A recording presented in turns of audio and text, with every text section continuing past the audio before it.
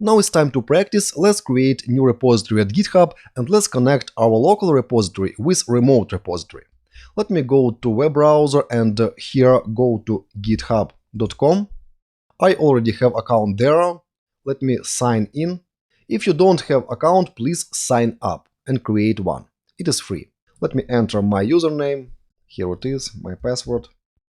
Signing in.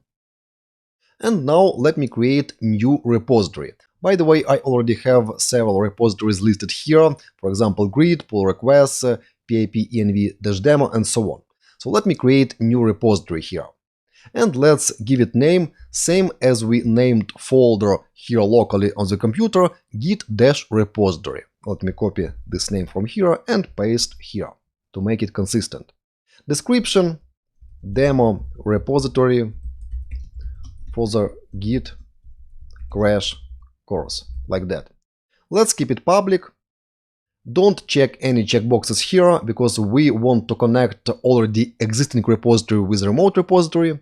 And let's click button Create Repository. Repository was created and here is its permanent link. This repository is public and now anyone in the world is able to access this repository.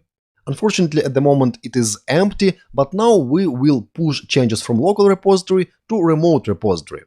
For that, please scroll a bit down and find instructions how to do that. Here they are. First, you need to add remote by using command Git Remote Add. Origin is name of the remote and here is URL for remote repository.